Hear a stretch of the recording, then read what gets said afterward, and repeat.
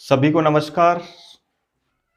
आज अनुवाद की इस कक्षा में चतुर्थी विभक्ति के कुछ अंश जो शेष रहे थे उनसे हम प्रारंभ कर रहे हैं और उसके साथ साथ पंचमी विभक्ति पढ़ेंगे। देखिए, अनुवाद के कई सूत्र और कई तरह के वाक्य हो सकते हैं, लेकिन हम इस अनुवाद के प्रकरण के अंतर्गत उन बिंदुओं को ले रहे हैं जहाँ पर सामान्य से कुछ विशेष बातें अनुवाद में देखी जाती है, कुछ परिवर्तन करना पड़ता है, कहीं चिन्ह विशेष के आधार पर अनुवाद नहीं करना पड़ता है। ऐसे विशेष सूत्रों के आधार पर हम अनुवाद सीख रहे हैं। कई बार जैसे सामान्य सा नियम होता है कि जहाँ कोई चिन्ह विशेष से हम अनुवाद करते हैं वो सामान्य रूप से उन्हीं चिन्हों से अनुवाद किया जाता है, इसलिए उनकी कोई आवश्यकता नहीं। आपको जब भी अनुवाद करना है, किसी भी लाइन का अनुवाद करना है, तो उस लाइन में आपको जो हम ये क्लास के माध्यम से बता रहे हैं उनमें उस लाइन में इससे संबंधित कोई न कोई एक बिंदु मिलेगा, या तो उसमें आपको किसी नाम की क्रिया मिल जाएगी, या फिर उसमें किसी पद को मानकर जो विभक्ति हो रही है वो पद दिखाई देगा, या फिर आप जैसे भाववाच्य कर्मवाच्य के रूप में कर्ता के आधार पर आप क्रिया की पहचान करेंगे। ये तीन बिंदु अनुवाद के दृष्टिकोण से सबसे ज़्यादा महत्वपूर्ण है। एक तो जैसे आपको अनुवाद के लिए कोई लाइन दी जाती है तो सबसे पहले हम क्रिया को देखें कि उसमें हो सकता है कोई क्रिया इस तरह की हो जिसको हमने कारक प्रकरण के नियमों में पढ़ा है कि इस क्रिया के साथ हमको कौन सा कारक लगाना है। जैसे कल पढ़ा था हमने ददाती। अब मुख्य क्रिया उसकी ददाती है, यच्छति भी हो सकती है, रोचते भी हो सकता है, क्रुध्यति भी हो सकता है, ये सब पढ़े थे हमने। और इन क्रियाओं को देख करके अब हम तुरंत पहचानेंगे कि इनके साथ हमको जिस पर क्रोध किया जाता है, जो जिसको अच्छा लगता है अथवा जिसको वस्तु दी जाती है, उनमें हम संप्रदान कारक उत्तर भरें और उसमें अनुवाद करते समय हम चतुर्थी विभक्ति का प्रयोग करें। इस तरीके से एक एक विभक्ति में ज़्यादा नहीं है, मुश्किल से आप 2 लाइन आपको याद रखनी पड़ेगी कि इन लाइनों के आधार पर हमको इस तरीके से अनुवाद करना है। कई बार हम जैसे देखते हैं कि भाई राम को पुस्तक देता है तो वहाँ राम को देख करके रामम कर देते हैं। ऐसा नहीं, पूरा वाक्य पढ़ें, उसकी क्रिया को सबसे पहले देखें। हो सकता है वो क्रिया आपकी पढ़ी हुई इन क्रियाओं में से हो। जैसे मान लो दोग दिया जाता है, यास्ते आ जाता है, तो आप समझेंगे कि ये द्विकर्मक धातु हैं, इनके साथ 2 कर्म आते हैं। इस तरीके से हम ने चतुर्थी विभक्ति तक के कुछ नियम पढ़े थे। चतुर्थी का एक लास्ट का नियम रह गया था जो उपपद विभक्ति का नियम है, उससे आज हम स्टार्ट कर रहे हैं। तो देखिए, उपपद विभक्ति हमने द्वितीया में भी पढ़ी थी, जहां हमने अभितय परितय समया निक्सा ऐसा कहा था। तो याद रखें, बार बार इस तरह के जो उदाहरण आते हैं उनमें देख लें कि किसी पद को मानकर कोई विभक्ति आ रही है, उसका नाम उपपद विभक्ति है। तो यहाँ चतुर्थी विभक्ति में एक उपपद विभक्ति के रूप में जो सूत्र आता है वो एक विस्तार अर्थ में और 6 शब्दों के साथ जुड़ा हुआ है। एक नमः शब्द है, एक स्वस्ति शब्द है, और एक स्वाहा शब्द है, एक स्वधा शब्द है, एक अलम है और एक वसट। ये 6 शब्द हैं जो उपपद विभक्ति के अंतर्गत, इन 6 शब्दों को देखकर हमको इनके साथ चतुर्थी का प्रयोग करना है। अब इसमें देखो, ये भी एक पद है नमः, इसी तरह स्वस्ति, स्वाहा, स्वधा, अलम और वसट, ये सभी पद हैं। ये कोई क्रिया नहीं, कोई कारक नहीं। यहाँ इन पदों को मानकर चतुर्थी विभक्ति का प्रयोग किया जाता है और उसको हम संप्रदान कारक नहीं कहेंगे, उसको केवल उपपद विभक्ति के नाम से जाना जाएगा।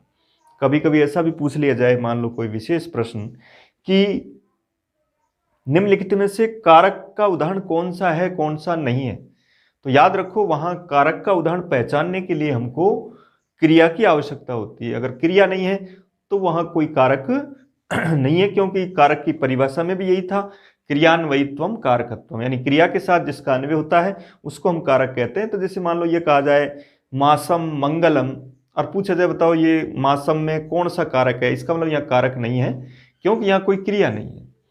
इसलिए अब ये सभी उपपद विभक्ति के उदाहरण हैं। जहां भी किसी भी वाक्य में इनका नाम आता है तो आपको चतुर्थी विभक्ति लगानी है। अगर इनका अनुवाद किया जाता है तो उसके रूप में ये नमस्कार अर्थ में है, ये स्वस्ति कल्याण अर्थ में है, और ये तीनों आहुति देने के अर्थ में है, और अलम जो है पर्याप्त अर्थ में है। इस तरीके से ऐसा अर्थ वाला कोई वाक्य आता है। अब देखो ध्यान से, सामान्य सा अर्थ अगर आपको याद नहीं भी रहता है तो भी अनुवाद के दृष्टिकोण से इनकी कोई आवश्यकता भी नहीं है, क्योंकि वहां ऑप्शन में आपको ये शब्द ही नजर आएंगे। लेकिन वहां यह जरूरी होता है कि जैसे अलम के दो अर्थ हैं, निषेध अर्थ भी होता है और पर्याप्त भी होता है, तो वहां अलम को देख करके हम दो विभक्तियां भर रहे हैं तो फिर वहां हमको अर्थ की जरूरत पड़ती है। तो इस तरीके से जैसे मान लो प्रजा का कल्याण हो, इसका अनुवाद करना है। अब जैसे आपको ये पता है कि स्वस्ति का अर्थ कल्याण होता है तो इसका अनुवाद करेंगे, लेकिन अपन को अनुवाद पहचानना है कौन सा राइट है। उसमें आपको स्वस्ति शब्द नजर आएगा और उसके साथ आपको चतुर्थी का प्रयोग करना है। इस तरीके से सबसे पहले देखिए नमय के उदाहरण पर बात करते हैं। तो नमय शब्द के साथ आपको चतुर्थी का प्रयोग करना है। अब इसके साथ ये जरूरी है कि हमको उससे पहले जो रिक्त स्थान है, उससे पहले जो शब्द है, उसमें हमको विभक्ति आनी चाहिए। उस अमुक शब्द में की चतुर्थी में कौन सा रूप बनता है, ये याद रखना है। जैसे एक एक शब्द से ले रहे हैं हम, जैसे अकारांत शब्द है तो अकारांत शब्द में जैसे ये लिखा आपने शिवाय नमः। शिव शब्द अकारांत है, तो जैसे कहते हैं नमः शिवाय या शिवाय नमः, बात एक ही है। संस्कृत में शब्दों को आगे पीछे किया जा सकता है। तो शिवाय नमः अथवा नमः शिवाय, यानी नमः के योग में यहाँ चतुर्थी या अकारांत शब्द। अब अकारांत जितने भी हैं उनमें आय जुड़ेगा, गणेश आय, रामाय, शिवाय, देवाय, इस तरीके से। दूसरा है जैसे आकारांत शब्द है, मान लो रमा शब्द है तो रमायै नमः। इसी तरह इकारांत शब्द पुल्लिंग का है, जैसे हरये नमः। इसी तरह उकारांत शब्द है जैसे गुरुवे नमः। और इसी तरह दीर्घ इकारांत शब्द है जैसे सरस्वत्यै नमः। और एक इसी तरह से जैसे हलंत शब्द है भगवते नमः। देखिए इस तरीके से प्राय सभी तरह के शब्द इसमें है जिनके साथ हम नमः का प्रयोग करेंगे। तो इनके आधार पर अगर इससे हम थोड़ा सा अपनी प्रैक्टिस अभ्यास करते हैं, अकारांत शब्द में शिवाय नमः, आकारांत में आकारांत जो शब्द होते हैं उसके पश्चात यही जोड़ा जाता है चतुर्थी के एक वचन में, रमायै, कवितायै, गीतायै, सीतायै। और जो इकारांत है पुल्लिंग, उसमें हम हरिये, स्त्रीलिंग में भी ऐसा होता है हरिये, वहाँ दो दो रूप बनते हैं, मत्यै और मतये हरिये, तो यहाँ हरिये नमः। इसी तरह जैसे गुरुवे नमः। उकारांत जितने भी शब्द भानु शब्द है तो भानवे नमः। याद रखें कई बार गुरुवे नमः को हम सही शब्दकोश में याद नहीं रखते हैं, तो गुरुवे नमः को भी हम राइट कर जाते हैं। तो याद रखें उकारांत जो शब्द होते हैं उनके चतुर्थी के एक वचन में अवे होता है और इकारांत में अये जुड़ता है ई के स्थान पर। तो गुरुवे नमः। दीर्घ इकारांत शब्द है तो वहाँ लास्ट में उसको यण संधि करके यही जोड़ा जाता है, तो सरस्वत्यै नमः। और उसके बाद भगवते नमः। भगवत की तरह जितने भी हलंत शब्द होंगे सब में चतुर्थी के एक वचन में ए जोड़ा जाता है। इस तरीके से 4-5-6 तरह के शब्द हमने पढ़े, उनके साथ हमको चतुर्थी का शब्दों के प्रयोगों के बारे में जानकारी होती है। जैसे प्रजा शब्द आता है तो आप समझ गए, आप रमा की तरह क्या बनेगा, प्रजायै। द्विवचन और बहुवचन बिल्कुल सरल होते हैं, द्विवचन बहुवचन याद करने की आवश्यकता ही नहीं है, क्योंकि द्विवचन में भ्याम जुड़ेगा और बहुवचन में भय जुड़ेगा चतुर्थी में। इसलिए केवल आपको एक वचन पर विशेष बात ध्यान रखनी है कि ये 5-6 तरह के शब्द हैं, इसके आधार पर चतुर्थी विभक्ति का शब्द बनाएं। और भ्याम और भय बहुवचन द्विवचन में आते हैं, वहाँ कोई दिक्कत नहीं आएगी, वहाँ भ्याम और भय से हम उनको जोड़ सकते हैं। इस तरीके से चतुर्थी, पहले तो ये याद होना चाहिए विभक्ति कौन सी आएगी, फिर ये याद होना चाहिए ये शब्द किस तरह का है, और फिर जिस तरह का शब्द है उसके आधार पर इन 6 शब्दों से हम चतुर्थी को बना सकते हैं। इसे बार बार जब अभ्यास करेंगे, आप हरि की जगह कवि लिखो तो कविये हो जाएगा, मुनि होगा तो मुनिये हो जाएगा, इस तरीके से। दूसरा देखिए, अब नमे के साथ एक दूसरी बात यह भी है कि अगर वहां नमस्करोति आता है, यानी नमे के पश्चात कोई क्रिया जुड़ जाती है, तब उसके साथ आपको द्वितीय विभक्ति का प्रयोग करना है। जैसे गुरुम नमस्करोति, गुरुम नमस्करोति, देवम नमस्करोति, भगवंतम नमस्करोति, वयम गुरुम नमस्कुर्मः। इस तरीके से अगर उसके पश्चात क्रिया का प्रयोग हो जाता है तब वो संप्रदान नहीं रहेगा, यानी वो चतुर्थी विभक्ति नहीं रहेगी, और वहां हमको फिर कर्म कारक करना पड़ेगा, द्वितीय विभक्ति का प्रयोग करें। तो पहले नमे में आपको क्या याद रखना है कि वहां पर नमे को देख करके चतुर्थी भरनी है, और उसके पश्चात नमस्करोति को देखकर आपको द्वितीया करनी है। हालांकि कुछ ऐसे जो लोक प्रसिद्ध उदाहरण हैं, जैसे स्वयं भुवे नमस्कृत्य, तो वहाँ नमस्कृत्य के साथ भी चतुर्थी का प्रयोग है, वो एक सूत्र आगे विशेष सूत्र है उसके आधार पर। लेकिन यहाँ जो सामान्य नियम जिसकी बात हम अनुवाद से पढ़ रहे हैं, तो वहाँ यही याद रखें आप कि नमय का जब बिंदु आता है तब तो हम चतुर्थी का प्रयोग करेंगे, और नमस्करोति अगर वो पूछ रहा है तब आप उसके साथ द्वितीय विभक्ति का प्रयोग करेंगे। इस तरीके से पहले उपपद के बारे में पढ़ेंगे। दूसरा है स्वस्ति। स्वस्ति का अर्थ है कल्याण। जैसे कहा जाता है ना कि किसी राजा के पास कोई जाता है विद्वान, तो उसके कहा जाता है तुम्हारा कल्याण हो, इस तरह का जो वाक्य कहा जाता है। अब शब्द है तुम्हारा कल्याण हो, इसका अनुवाद करना है। अब हम क्या करने लग जाते हैं, हम देखते हैं कि तुम्हारा, ये री चिन्ह षष्ठी विभक्ति का है, तो यहां हम लिख देते हैं तव। ऐसा नहीं करना है, अब सिर्फ इसकी बात करनी है कि स्वस्ति शब्द आ रहा है, तो वहां आपको इसके साथ चतुर्थी का प्रयोग करना है। तुभ्यम स्वस्ति अस्तु, तुम्हारा कल्याण हो। तो यहां स्वस्ति एक अव्यय है और उसके साथ हम चतुर्थी का प्रयोग कर रहे हैं। स्वस्ति शब्द के साथ चतुर्थी का प्रयोग होगा। नमः, स्वस्ति, स्वाहा, स्वधा, अलम, वसट, योगाच, इनके योग में हम चतुर्थी का प्रयोग करते हैं। इसी तरीके से अब देखो, स्वस्ति के साथ प्रजा का कल्याण हो, तो प्रजा यही स्वस्ति, इन्हीं शब्दों का प्रयोग होता है। लोक का कल्याण हो, लोकाय स्वस्ति, लोगों का कल्याण हो, जनेभ्य स्वस्ति, इनके आधार पर। तो देखिए, सर्वनाम शब्दों को छोड़ दें, बाकी सभी शब्द चतुर्थी में ऐसे चलेंगे। युष्मत शब्द तुभ्यम होता है, अस्मत् शब्द मह्यम होता है चतुर्थी में, याद रखें। तुभ्यम और मह्यम चतुर्थी के प्रयोग हैं युष्मत और अस्मत् शब्द में, और वहां आपको चतुर्थी का उत्तर भरना है। स्वस्ति के साथ हम चतुर्थी का प्रयोग करते हैं। अब तीन शब्द एक जैसे हैं। देखिए, स्वाहा, स्वधा और वसट, ये यज्ञों में आहुति देने के लिए या पितरों को आहुति देने के लिए, उनके लिए पिंडदान करने के लिए, उनके लिए इन शब्दों का प्रयोग किया जाता है। तो वहाँ ये याद रखें कि जैसे स्वाहा शब्द है, यानी किसी देवताओं के लिए प्रयोग किया जाता है, जैसे अग्नये स्वाहा, अग्नि देवता को के लिए आहुति। तो देवतावाचक जो शब्द हैं उनके साथ हम स्वाहा का प्रयोग करते हैं। इसी तरह से स्वधा शब्द के लिए याद रखें पितृभ्य स्वधा। स्वधा पिंडदान की स्थिति होती है और वो केवल पितरों के लिए होता है, तो वहां पितृभ्य करेंगे। चतुर्थी के एक पितृ भी किया जा सकता है, पितृभ्य स्वधा, पितरों के लिए स्वधा नाम की आहुति।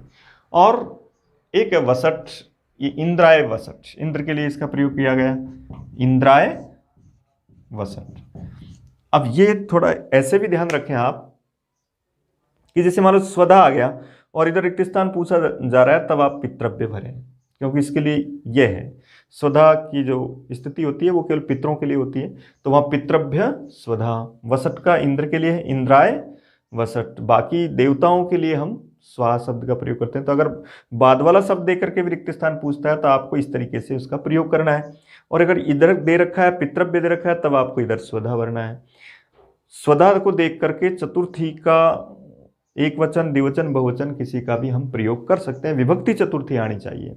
इस तरीके से 5 अव्ययों को हम ऐसा करते हैं। अब एक और बच रहा है इसमें अलम। अलम के लिए हम किस तरीके से अनुवाद करें, देखिए अलम का अर्थ पर्याप्त भी होता है और अलम का अर्थ निषेध भी होता है। अलम निषेध अर्थ में भी प्रयोग किया जाता है और अलम पर्याप्त अर्थ में भी प्रयोग किया जाता है। तो हम कैसे पहचानें कि ये निषेध अर्थ का है, ये पर्याप्त अर्थ का है?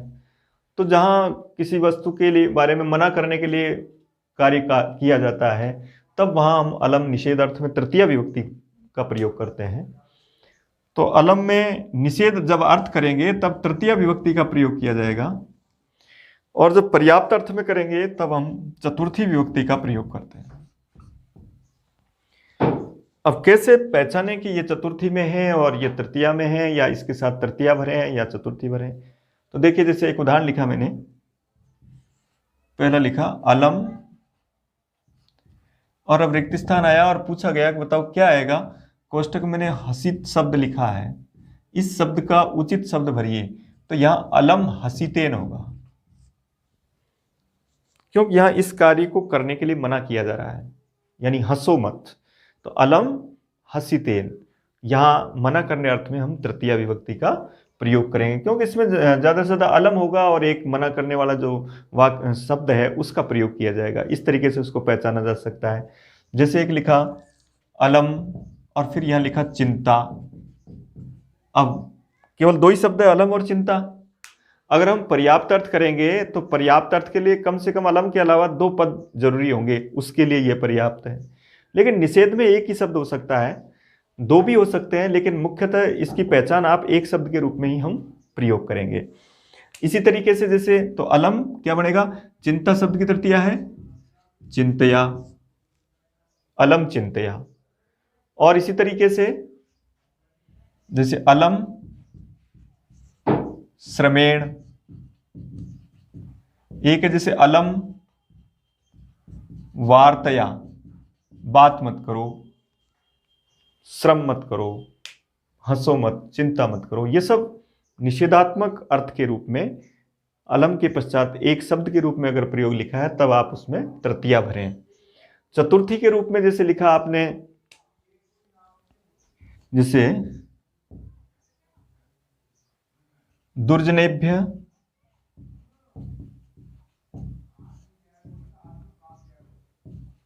भक्त है अलम,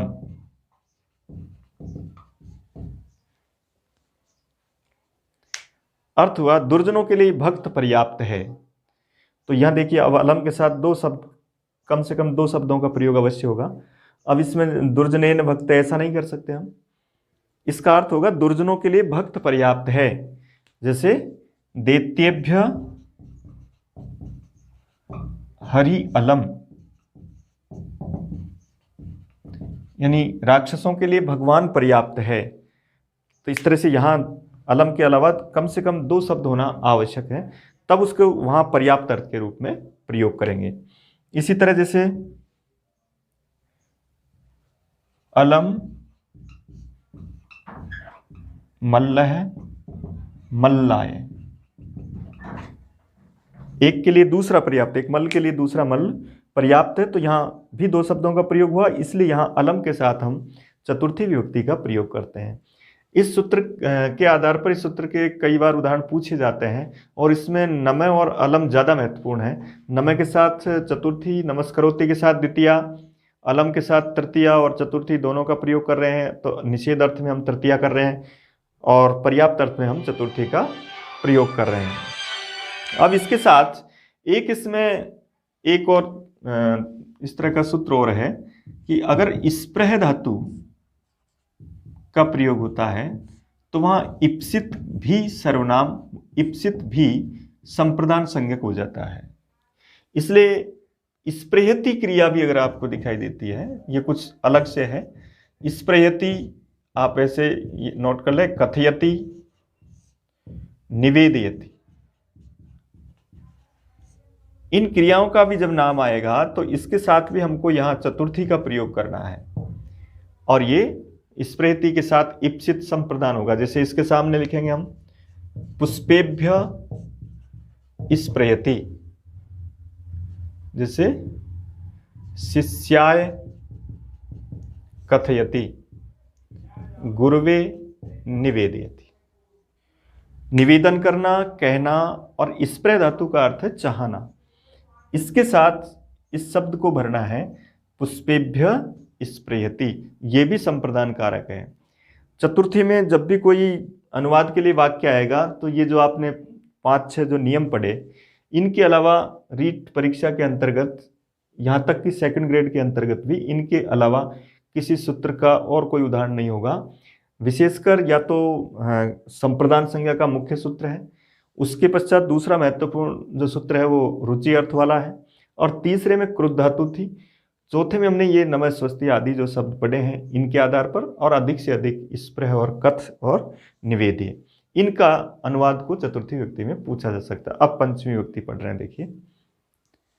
अब देखिए पंचमी विभक्ति के अनुवाद के बारे में हम पढ़ रहे हैं। अब चतुर्थी विभक्ति तक मुख्य रूप से आपने 4-4, 5-5 नियम प्रत्येक विभक्ति में पढ़े हैं, और वो ही ज़्यादा महत्वपूर्ण इसलिए है क्योंकि उनमें हम प्राय चिन्हों के आधार पर जो अनुवाद करते हैं उससे इतर कार्य किया जाता है।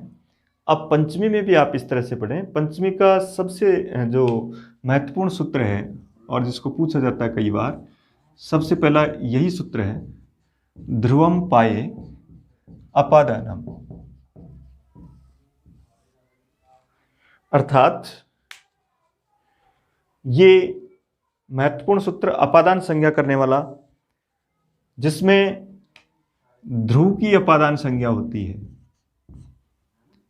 तो एक शब्द ध्रुवम है और दूसरा अपाय शब्द है और तीसरा अपादान शब्द है। इस सूत्र में 3 पद है, पहला ध्रुवम, दूसरा अपाय और तीसरा अपादान। तो देखिए अपादान संज्ञा इसकी होती है, अपादान संज्ञा ध्रुव की होती है, लेकिन वहां यह अर्थ होना चाहिए, अपाय का मतलब विश्लेष। अपाय का अर्थ विश्लेष है, अर्थात अलग होना, और ध्रुवम का अर्थ अवधिभूतम है। अवधिभूतम से तात्पर्य जिससे वस्तु अलग होती है, जिससे वस्तु अलग होती है उसको अवधिभूतम कहते हैं। समझने के दृष्टिकोण से हम स्थिर या निश्चित जैसा अर्थ कर लेते हैं, लेकिन सैद्धांतिक जो ध्रुवम शब्द का अर्थ है वो आपको अवधिभूतम भरना है। कई बार पूछा भी गया कि ध्रुवम पद का अर्थ क्या होता है, तो वहाँ स्थिर निश्चित सब आते हैं, लेकिन अगर वहाँ अवधिभूतम ऑप्शन आ जाता है तो इसको सबसे पहले भरना है आपको। ध्रुवम का अर्थ अवधिभूतम है, जिससे वस्तु अलग होती है। तो जिससे वस्तु अलग होती है वो अपादान है, अलग होने अर्थ में, ऐसा अर्थ होना चाहिए। कई बार पूछ लेता अपादानम भवति, अब उसमें ए में लिखेगा ध्रुवम, बी में लिखेगा अपाय, ठीक है, सी में और कोई शब्द लिख देगा, डी में और लिख देगा, तो अपादान तो होता है ध्रुव। अगर एक ही ऑप्शन में ऐसा आ जाए ध्रुवम और अपाय, और एक में आ जाए अपाय ध्रुवम, तब अपाय ध्रुवम राइट होगा। लेकिन अपादान संज्ञा होती है किसकी? ध्रुव की होती है। अब जैसे पूछा जाए अपादान संज्ञा भवति, ए में लिखा ध्रुवस्य अपायस्य, तब आपको ध्रुवस्य भरना है, क्योंकि अपादान संज्ञा ध्रुव की ही होती है। अब देखो अवधिभूत की अपादान संज्ञा होती है, ध्रुव की अपादान संज्ञा होती है और अलग होने अर्थ में होती है। तो यहाँ हमको इस तरीके से देखना है कि कोई वस्तु किसी से अलग हो रही है। अब अलग होने अर्थ में हम कई बार अर्थ खोजने में दिक्कतें आती है, तो उसके लिए जैसे हमने कल चतुर्थी में परसों पढ़ा था, उसमें मैंने बताया था कि कुछ ऐसी क्रियाएं हैं जो संप्रदान के रूप में आ जाती है, जैसे ददाती, स्प्रेति, ददाती, उपरती आदि क्रिया। उसी तरह से पंचमी में भी ये क्रियाएं हैं, जैसे पतती है, पत क्रिया है। अब पतन जो कार्य है किसी से हो रहा है, तब उसके साथ हम अपादान ढूंढेंगे। इसी तरीके से जैसे निर्गच्छति है, निकलता है, निश्चरती है, इसी तरह से उद्धरती है या उद्धृत है, इनके साथ अलग होना अर्थ पाया जाता है। जैसे आगच्छति है, आगत है, एक अपसर्ती क्रिया और है। ये कुछ ऐसी क्रियाएं हैं जिनके साथ हमको पंचमी यानी अपादान कारक का प्रयोग करना है। तो कई बार ऐसा होता है जैसे ये कहा जाता है अनुवाद करिए, और अनुवाद के दृष्टिकोण से फिर हमको ABCD जो चारों ऑप्शन है उसमें हमको ये देखना है कि कहीं उसमें पतति आ रहा है, निर्गच्छति आ रहा है, उद्धृत आ रहा है, या आगच्छति आ रहा है, या आगत आ रहा है, अपसर्ति आ रहा है। तो जहां से वो अलग होना अर्थ है उसके साथ हम पंचमी का प्रयोग करते हैं। इन क्रियाओं को देखते ही हमको अपादान कारक की याद आनी चाहिए और वहां उसके रूप में उसको समझना चाहिए कि यहाँ अपादान किस जगह पर होगा। जैसे अब देखिए कुछ उदाहरण है। जैसे मान लो एक लिखा, जैसे बालक महल से गिरता है। अब इस वाक्य को देखिए आप, जैसे अनुवाद करेंगे तो सबसे पीछे हमको क्रिया नजर आ रही है गिरता है। अब अनुवाद के दृष्टिकोण से हमारी गिरता है क्रिया है पतति, तो इसके आधार पर ऑप्शन में भी आपको पतति नजर आएगा। तो वहां उस क्रिया के आधार पर अब यहां बालक पतति। अब याद है आपको कि पतति के साथ अपादान कारक होता है, जिससे गिर रहा है, जिससे अलग हो रहा है। तो यहां इसमें पंचमी का प्रयोग करेंगे, इसलिए प्रासाद कहते हैं संस्कृत में। तो प्रासादात, राम शब्द की तरह राम से रामात बनेगा, उसी तरह प्रासाद से प्रासादात बनेगा। तो बालक है प्रासादात पत्ति, बालक महल से गिरता है। इसी तरह से वृक्षात पत्राणि पतंती, वृक्ष से पत्ते गिरते हैं। अब ये यहां भी देखिए पतंती क्रिया का प्रयोग है, इसका मतलब पंचमी होगी कहीं न कहीं, जिससे अलग हुआ पाया जा रहा है। कौन गिर रहा है? पत्राणी। अब ये पूछा जाता है बताओ पत्राणी कौन सा कारक है या कौन सी विभक्ति है। अब याद रखें आप, ये पत्राणी कर्ता कारक है, क्योंकि इसके अनुसार पतंती क्रिया आ रही है, इसलिए यहां ये करता है, यहां बालक करता है। तो वृक्षात पत्राणी पतंती। इसी तरीके से देखिए अगला निर्गच्छति है, उद्धृत है। जैसे रघुवंशात अयम श्लोक है,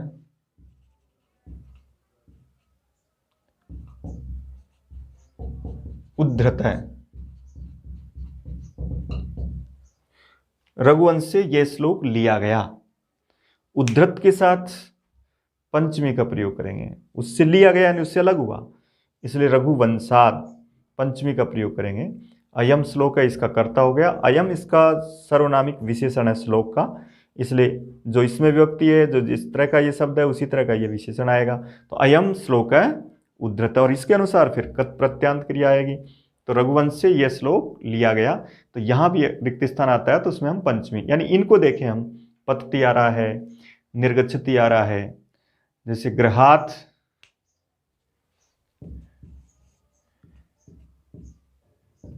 जैसे दुर्जनः गृहात निर्गच्छति, दुर्जन घर से निकलता है। इसका मतलब यहां इसमें हम पंचमी का प्रयोग करेंगे, क्योंकि आगे निर्गच्छति अलग होने अर्थ में। याद रखें आगच्छति निर्गच्छति के साथ पंचमी यानी अपादान कारक, और गच्छति के साथ कर्म कारक द्वितीया होती है, याद रखें। तो जैसे कभी आता है गत है गच्छति, है ना, और कहीं आता है आगच्छति आगत है आयात है आयाति, तब आपको उनके साथ पंचमी का प्रयोग करना है। जैसे वह नदी से आया, अर्थात से नद्या आगत है, वह नदी से आया। से नद्या आगत है, नदी में यहां पंचमी का प्रयोग, आगत के साथ अपादान कारक हुआ, ये करता है। कल परसों मैंने एक नियम आपको बताया था कि तय प्रत्यांत के साथ हम कर्ता में तृतीय विभक्ति लगाते हैं, कर्मवाच्य हो जाता है। लेकिन याद रखें कुछ ऐसी क्रियाएं हैं गत आगत मृत आदि जिनके साथ कर्ता अनुक्त नहीं होता है, तो स नद्या आगत है, इस तरह का प्रयोग करेंगे। एक है अपसर्ती, इसमें मैंने कहा यहां से हटो, इसका अनुवाद करना है। तो हटो के लिए अपसर्ती क्रिया होती है। तो अब यहां से का अनुवाद है इतः है। ये तसिल प्रत्यय का एक अव्यय है। अव्यय जब पढ़ेंगे तो अव्यय के रूप में इस तरह से पढ़ेंगे हम। इतः पंचमी अर्थ देने वाला एक अव्यय है जिसका अर्थ है यहां से। अब ये आप समझिए, देखिए यहां से हटो कहा जा रहा है, तो ये अब आपको पता होना चाहिए कि ये जो क्रिया आएगी ये है तो आज्ञार्थक में, लेकिन यहाँ पर इसमें इस जगह पर कर्ता कौन सा हो सकता है। अगर इसको हम कर्ता भरवाया जाए कि यहाँ आप इस रिक्त स्थान में एक कर्तावाचक शब्द को रखिए, तब हम कौन सा कर्ता को रख सकते हैं। क्या इस जगह पर मैं आ जाएगा? मैं से वाक्य बनेगा नहीं। मैं यहाँ से हटो नहीं हो सकता, फिर तो ये होगा मैं यहाँ से हटूं। इसका मतलब मैं कर्ता नहीं हो सकता, वह कर्ता भी नहीं हो सकता, वह यहाँ से हटो नहीं हो सकता। इसका मतलब यहाँ कर्ता होगा तुम, यानी तुम यहाँ से हटो। सभी भाषाओं में इस तरीके से केवल जैसे क्रिया बोल दी जाती है, पढ़ो, लिखो, हटो, जाओ, उनका कर्ता मध्यम पुरुष का ही होता है, इसलिए मध्यम पुरुष की क्रिया आएगी। तो इतः अपसर अर्थात पठतु, पठताम, पठन्तु, पठ। इसी तरह अपसरतु, अपसरताम, अपसरन्तु, अपसर, पठ, लिख, खाद। इस तरीके से मध्यम पुरुष एक वचन की क्रिया ये होगी। तो इसके साथ भी हमको पंचमी करनी है। ये भी पंचमी अर्थ वाला एक तद्धित का शब्द है। इस तरीके से इन क्रियाओं के साथ हमको पंचमी का प्रयोग करना है, और जो पंचमी होगी वो अपादान कारक होगा। अपादान कारक का मुख्य सूत्र ध्रुवम पाए अपादानम है। हालांकि पंचमी विभक्ति में अपादान संज्ञा करने वाले बहुत सारे सूत्र हैं, लेकिन उनमें सबसे मुख्य सूत्र ध्रुवम पाए अपादानम। इसको मुख्य सूत्र कहा गया। पतंजलि तो अपने महाभाष्य में कहते हैं कि ध्रुवम पाए अपादानम से ही सब जगह आवृत्ति हो जाएगी और सब जगह पंचमी विभक्ति यानी अपादान कारक हो जाएगा। भीतरार्था नाम भय हेतु और आख्यातोपयोगी आदि सूत्रों की कोई आवश्यकता नहीं है। वहाँ जब इस तरह का विवेचन होता है तब ऐसा कहा जाता है। तो अब इसके बाद देखो, इससे तो हमने ये पहचाना कि कोई वस्तु किसी से अलग होती है, तो वहाँ हम पंचमी का प्रयोग करते हैं। अलग होना अर्थ पाया जाना चाहिए। इसके अलावा भी क्रिया जैसे मुक्त हो सकता है, जैसे समास में पढ़ते हैं हम चक्रात मुक्त पढ़ते हैं। अब ये कहा गया कि भाई चक्रात मुक्त है, चक्रव्यूह से छूटा हुआ, उससे भी अलग हुआ। तो मुक्त जो क्रियापद है मुंचती, वो भी वहां पर पंचमी का अर्थ देता है, अपादान का अर्थ देता है, इसलिए ये भी ध्रुव है, चक्रव्यूह से छूटा हुआ। इनके साथ भी जो पंचमी आएगी उसका भी उत्तर यही सूत्र होगा, और उसको कारक को हमको अपादान कारक ही मानेंगे, क्योंकि यहाँ भी मुक्त धातु से इसका प्रयोग किया जा रहा है। तो ये पहला नियम था, ध्रुवम पाए अपादानम। दूसरा नियम देखिए अब इसके साथ अगला दूसरा एक सूत्र है, भीत्रार्थानाम भय हेतु। भीत्रार्थानाम भय हेतु। देखिए दो धातुएं हैं यहाँ, एक भी और एक त्रा, और उनके अर्थ वाली और भी कोई धातु, जैसे डरने वाली दूसरी धातु, रक्षा करने वाली दूसरी धातु, उन धातुओं का भी इसमें समावेश है। और उनके साथ जो भय का हेतु होता है, जो भय का कारण होता है, उसकी अपादान संज्ञा करते हैं। देखिए पंचमी को और तृतीया को बहुत अच्छी तरह से पढ़ना चाहिए, क्योंकि दोनों का चिन्ह से होता है, इसलिए दोनों एक दूसरे में, दोनों का समावेश हो सकता है। अगर हम सही ढंग से नहीं पढ़ते हैं तो कोई सी भी दोनों में विभक्तियों में से, तृतीया और पंचमी में से एक को बहुत अच्छी तरह से पढ़ लेना चाहिए, तो उसके अलावा फिर तृतीया विभक्ति को हम समझ सकते हैं। तो अब उनमें देखें कि कई बार जैसे तृतीया में हम पढ़ेंगे भाई कलम से लिखता है, चोर से डरता है, तो फिर वहाँ भी से चिन्ह आ रहा है। तो अब उसके लिए निर्धारित करें कि आपको भी और त्रा धातुएं देखनी है, और जिससे आप डर रहे हैं या जिससे आपको बचाया जा रहा है उस भय के कारण की भी अपादान संज्ञा होती है, वहाँ भी हम पंचमी का प्रयोग करते हैं। तो इस तरीके से देखो पंचमी के रूप में, जैसे मान लो ये कहा गया इसमें कि बालक सर्प से डरता है, इस तरह का अगर हम अनुवाद करते हैं तो वहाँ पर हम उसको पंचमी व्यक्ति के साथ करेंगे, और उसमें अपादान कारक आपको उत्तर भरना है। जैसे ये लिखा, बालक दुष्ट से डरता है।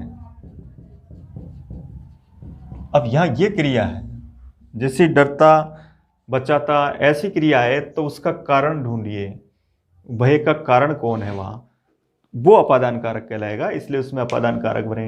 हिंदी में भी, हिंदी की जो व्याकरण है उसमें भी यही संस्कृत के नियम कारक में बहुत महत्वपूर्ण है। हिंदी के नियमों में संस्कृत के कारक के नियम ही मान्य हैं, इसलिए वहां भी पूछा जाता है ना, वह बालक चोर से डरता है, तो बताओ कौन सा कारक हुआ, तो वहां डरना अर्थ में भी वहां इसी के नियम से डरने अर्थ को अपादान कारक माना गया। तो यहां अब इसमें हम पंचमी करेंगे, तो बालक है दुष्टात बिभेति। देखिए भी धातु के रूप, पहली लाइन अच्छी तरह याद रखें, बिभेति, बिभीत, बिभ्यति, इस तरीके से रूप चलते हैं। बहुवचन का रूप अच्छी तरह याद रखना चाहिए इनमें, क्योंकि अक्सर बहुवचन के रूप में अंति होता है, लेकिन इस गण की धातुओं में अंति नहीं अति होता है। तो बालक है दुष्टात बिभेति, इस तरीके से भरेंगे। इसी तरह जैसे एक लिखा चोरात भीतय। अब यहां भी देखिए भी धातु से बना हुआ शब्द, भी धातु का चाहे क्रियावाचक रूप हो अथवा किसी प्रत्यय से जुड़ा हुआ शब्द हो, तो भी वहां भीत्रार्था नाम भय हेतु सूत्र के द्वारा उसकी अपादान संज्ञा होती है और उसको हम पंचमी का प्रयोग करते हैं। उसमें भी आपको अकारण शब्द के पीछे आत शब्द का प्रयोग करेंगे। तो चोरात भीतय, इसी तरीके से एक लिखा जैसे सर्पात बिभेति। तो ये सर्प, चोर, दुष्ट, ये सब भी धातु के अर्थ के साथ जुड़े हुए हैं और उसका भय का हेतु है, इसलिए इनको हम अपादान कारक के रूप में रखेंगे और इनमें हम पंचमी का प्रयोग करेंगे। हमको देखना है कि क्रिया में डरना आ रहा है या ऑप्शन में एबीसीडी में उसका विभेति रूप आ रहा है, तब हमको वहां अपादान कारक उत्तर भरना है। त्रा धातु का अर्थ है जैसे सज्जन गाय को दुष्ट से बचाता है, ये एक वाक्य है। देखिए जैसे जैसे आपने पढ़ा है वैसे अनुवाद करिए। कौन बचाता है? सज्जन, प्रथम पुरुष एक वचन, और उसके साथ क्रिया आएगी। अब ये एक वचन है तो यहां एक वचन आएगा त्रायते। त्रायते के साथ रक्षति भी कर सकते हैं, दोनों का अर्थ बचाना है। तो रक्षति आए, त्रायते आए अथवा विभेति आए, तो उसके साथ जो पंचमी का जो अपादान कारक है उसके साथ हम पंचमी का प्रयोग करते हैं। तो किससे बचाता है? भय का कारण दुष्ट, तो दुष्टात। और अब देखिए किसको बचाता है? किसको का उत्तर कर्म कारक होता है, तो गाम, गो शब्द का द्वितीय के एक वचन में गाम शब्द बनता है। तो सज्जनय गाम दुष्टात त्रायते, इस तरह का प्रयोग करेंगे। सज्जनय गाम दुष्टात त्रायते। इसी तरह से रक्षति वा एक है जैसे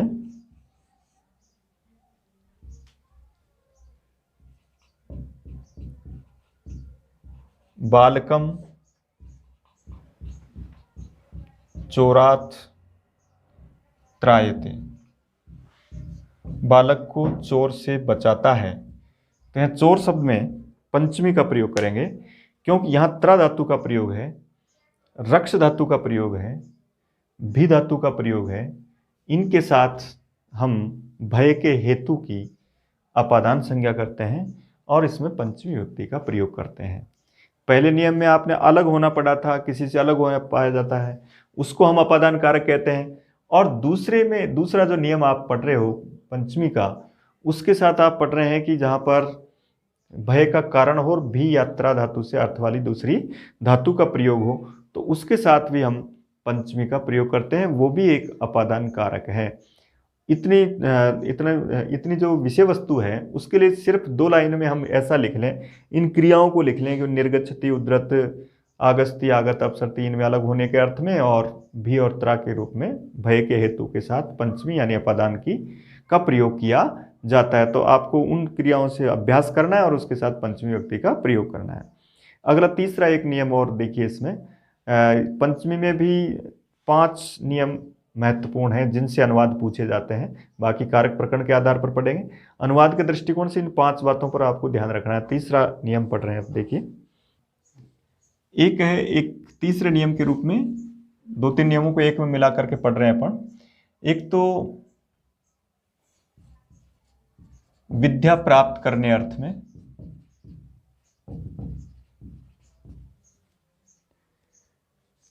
एक सूत्र आख्यातोपयोगे, आख्यातोपयोगे अर्थात नियम पूर्वक जहां विद्या प्राप्त की जाती है वहां जिससे विद्या प्राप्त करते हैं वो अपादान कारक होता है। एक दूसरी क्रिया, एक है वार्यति,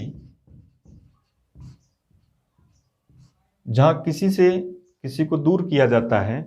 वार्यति के रूप में वारणार्था नाम इप्सित, चाही हुई वस्तु से किसी को अलग किया जाए और वहां इस क्रिया का प्रयोग हो, तो इसके साथ भी हमको अपादान कारक का प्रयोग करना है। वार्यति के साथ भी हम अपादान का प्रयोग करेंगे। और एक है जुगुप्सा, जुगुप्सते, और एक है प्रमाद्यति, और एक है विरमति। इनको याद रखें। जहां भी जुगुप्सते क्रियापद का प्रयोग होता है, विरमति का प्रयोग होता है, प्रमाद्यति का प्रयोग होता है, वार्यति का होता है। वार्यति से पहले नि उपसर्ग हो सकता है, निवार्यति भी हो सकता है।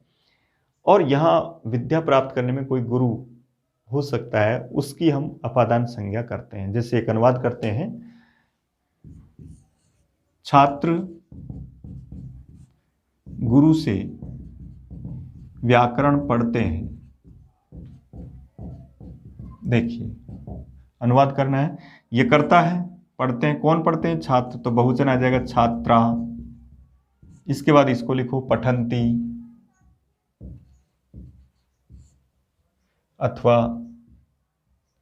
अधीयते। याद रखो, अधीयते यानी भी अध्ययन करता है, ये बहुवचन में है। एक वचन में अधीते बनता है, अधीते, अधीयते, अधीयते। तो अब देखो इसके बाद जो शब्द और बाकी हैं उनका अनुवाद कैसे करेंगे। क्या पढ़ता है, क्या कौन सा कारक बताया आपको? कर्म कारक, इसका मतलब द्वितीय आएगी। तो व्याकरणम, अब जिससे पढ़ा जाता है वहां तृतीया नहीं करें आप, उसमें आपको पंचमी करनी है। इसलिए गुरु होगा, शिक्षकात होगा, उपाध्यायात होगा, इन सब में आपको पंचमी का प्रयोग करना है। जिससे पढ़ता है, पठती आएगा, अधीते आएगा, और उसके पहले अगर जिससे पढ़ा जा रहा है तो वहां पंचमी करें। जितने समय पढ़ा जा रहा है तो वहां द्वितीया करें, जैसे मासम अधीते।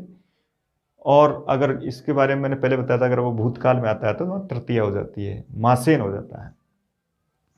पठीते, पठंती और अधीते, ये क्रियाएं आपको 2 नियमों में शामिल करनी है, और दोनों के साथ आप इस तरीके से उत्तर भरेंगे। आया हुआ प्रश्न था अभी इसी परीक्षा में, पिछली में, कि इस तरह का अनुवाद कराया गया, गुरु से पढ़ता है, बताओ क्या आएगा। तो उसमें गुरुना भी था, और गुरु, क्योंकि दोनों आना जरूरी है, क्योंकि उसका भी अर्थ से है और इसका भी अर्थ से है। इसी तरह से जैसे एक लिखा, जैसे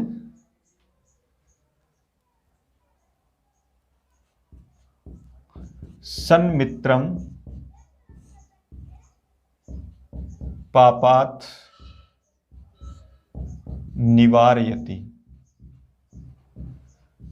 अच्छा मित्र पाप से बचाता है। तो यहां पापात में आपको पंचमी विभक्ति का प्रयोग करना है। ये करता है, इसका मित्र शब्द नपुंसकलिंग के रूप में। सन्मित्रम पापात निवारयति यवेभ्यो गाम वार्यति, जो के खेत से गाय को दूर करता है। तो वहां यवेभ्य में पंचमी आएगी, वार्यति के रूप में इस तरह का प्रयोग करेंगे। तो ये याद, अब देखो पापात निवार्यति यहाँ किस तरह से प्रश्न आता है, इसको संधि कर दी जाती है और यहाँ ऐसा लिख दिया जाता है पापान निवार्यति, और फिर पूछता है कि बताओ रेखांकित पद में कौन सी विभक्ति। अब हम इसको पापान के रूप में समझ जाते हैं और हम द्वितीय का बहुवचन कर देते हैं रामान की तरह। इसका मतलब ये समझिए कि आगे अगर पंचम वर्ण है तो इधर का तय न हो जाता है, इसलिए वहां आपको पंचमी का उत्तर भरना है। ऐसे प्रश्नों में जल्दबाजी से उत्तर नहीं दें, उनको एक बार दोनों पदों को अलग अलग करें और अगर फिर देखें कि अगर पांचवा अक्षर है उधर तो वहां तय माने और उसको पंचमी विभक्ति भरें। इनमें द्वितीय और पंचमी में थोड़ा असमंजस हो जाता है। तो सन्मित्रम पापात निवार्यति, इस तरीके से वार्यति या निवार्यति देखना है, उसके साथ हमको पंचमी का प्रयोग करना है। एक है जैसे जुगुप्सते, जुगुप्सते का अर्थ है घृणा करता है, जैसे दुष्टः धर्मात् जुगुप्सते, तो जुगुप्सा के साथ पंचमी आएगी, ये याद रखना है हमको। देखिए वहां कई बार अनुवाद कराता है और अनुवाद के दृष्टिकोण से ये तो आपको पता है कि अनुवाद के रूप में शब्द तो वही आएंगे और उन शब्दों के आधार पर इससे भी हम अनुवाद राइट कर सकते हैं। जुगुप्सते को देख करके पंचमी आनी चाहिए, दुष्ट धर्मात् जुगुप्सते। इसी तरह एक है विरमति, जैसे पापात विरमति, पाप से रुकता है, तो यहां विरमति विराम अर्थ में, जुगुप्सा अर्थ में, घृणा करने अर्थ में, विराम का मतलब रुकने अर्थ में। और एक है प्रमाद्यति, जैसे एक आदर्श वाक्य है स्वाध्यायान मा प्रमदः,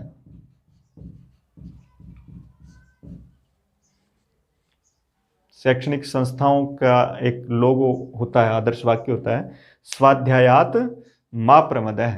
इसका अर्थ है कभी भी स्वाध्याय से लापरवाही नहीं करनी चाहिए, यानी स्वाध्याय निरंतर करते रहना चाहिए। तो स्वाध्याय, अब देखिए यहां पूछता है कि बताओ यहां कौन सी विभक्ति। अब हमको यहां न नजर आ रहा है, लेकिन ये न इस मैं के कारण है, ये